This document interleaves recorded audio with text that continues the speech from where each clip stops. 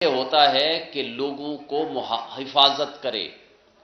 یہ ریاستی ادارے ہمارے، جس کے اوپر یو این ڈی پی کی رپورٹ کے مطابق $18 بلین عوام کا پیٹ کاٹ کے ان کو ہم مفت مراعات دیتے ہیں، $18 بلین سالانہ۔ لیکن وہ کر کیا رہے ہیں؟ آج وہ یہ کر رہے ہیں کہ عوام کی سب سے مقبول پولیٹیکل پارٹی کو کرش کرنے کے لیے یہ عوام کا پیسہ استعمال کر رہے ہیں۔ یہ ظلم ہے، ناانصافی ہے، بددیانتی ہے۔ اس کے ذریعے افراتفری پھیلے گی، اس کے ذریعے آج معاشی بدامنی، آج آپ کی دہشت گردی اپنے عروج پہ ہے، بے روزگاری، غربت، اس کا تو کوئی لمٹ نہیں ہے۔ آج معاشی تباہی جتنی ہونی تھی اس سے زیادہ ہو چکی ہے، اور وہ پچھلے 16 مہینے کی کارکردگی آپ سب کے سامنے ہے۔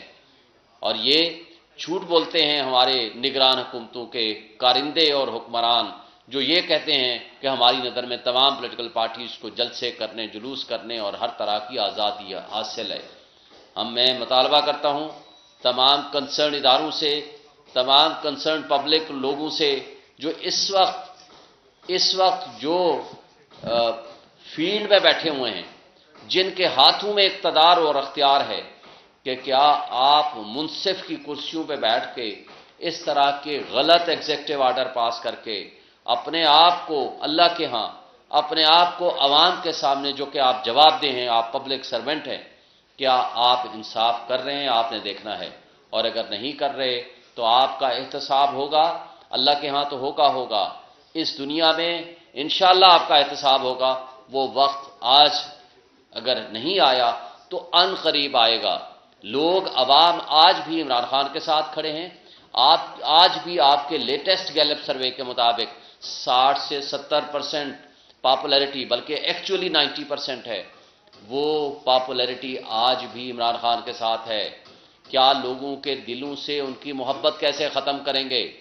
کیا یہ ڈر، خوف، جبر، ظلم، بربریت پیدا کر کے اس ماحول میں جو آپ متنازع الیکشن کرائیں گے، اس کی کیا ویلیو ہوگی، کیا لیگلٹی ہوگی؟ اور اس متنازع الیکشن کے نتیجے میں جو حکومت آئے گی، کیا وہ 6 مہینے یا 1 سال بھی چل پائے گی؟ کیا آپ سیاسی عدم استحکام ختم کرنے میں کامیاب ہو پائیں گے؟ کیا تمام سٹیک ہولڈرز کو اس بات کا احساس ہے کہ آج آپ کے پاس گنجائش نہیں ہے؟ آپ گنجائش ختم کر چکے ہیں کہ یہ ملک متحمل نہیں ہو سکتا آپ کے متنازع الیکشنز کا۔ اگر متنازع الیکشنز ہوئے، اس ملک میں پھنسی ہوئی، دلدل میں پھنسی ہوئی 25 کروڑ عوام کے مسائل کوئی حکومت حل نہیں کر پائے گی، جب تک کہ ایک سٹرونگ ڈیموکریٹک گورنمنٹ نہ آئے اور جس کے اوپر سب کا یقین ہو، جو انٹرنیشنل ورلڈ بھی بلیو کرے۔ مجھے بتائیں، جب قانون مجرموں کو، اور آپ دیکھیں وہ کمشنر یو کے میں کس کیپیسٹی میں، ریاست کا ایک نوکر، کس کیپیسٹی میں ایک ریاست کے سب سے بڑے مجرم، جو کرپشن میں مجرم ہے، 2 کیسز میں ان کی اپیلیں خارج ہو گئی ہیں، ضمانتیں خارج ہو گئی ہیں، اشتہاری مجرم ہے، نہ صرف اس کو پروٹوکول دے رہا ہے بلکہ اس کو بیانیہ یاد کروا رہا ہے۔ کمال کی بات یہ ہے، ایک تو ان کی آپ ذہنی سطحیت کے بارے میں آپ سوچیں کہ جس بندے کو ایک کمشنر جو ہے وہ بیانیہ یاد کرا رہا ہے، اس کی کیا پارٹی میں کیپیسٹی ہوگی، یا وہ کیا شخصیت ہوں گی، جو اتنا بڑا کہتے ہیں کہ جی 3 دفعہ پرائم منسٹر رہا، اب 4تھی دفعہ پرائم منسٹر بننے آ رہا ہے۔ کیا جس کا مرنا جینا اس ملک سے باہر ہو، جس کے بچے باہر ہوں، جس کی پراپرٹیز باہر ہوں، جس کا پیسہ باہر ہو، جس کا سرمایہ باہر ہو، جس کا کاروبار باہر ہو، کیا یہ 25 کروڑ عوام رعایا ہے اور غلام ہے، اور ان کی غلامی کے لیے صرف ہم لوگ بیٹھے ہوئے ہیں؟ اور آج آپ نے دیکھا کہ عوام نے ان کو ریجیکٹ کر دیا۔ بڑے بڑے ولیموں کی طرح کے کھانے بھی ہونے کے باوجود وہ جلسیاں نہیں کر سکے، اور ہونڈا 125 2 بانٹے جا رہے ہیں، اس کے باوجود آج ان کے لیے کوئی پبلک میں نہ محبت ہے بلکہ شدید نفرت ہے۔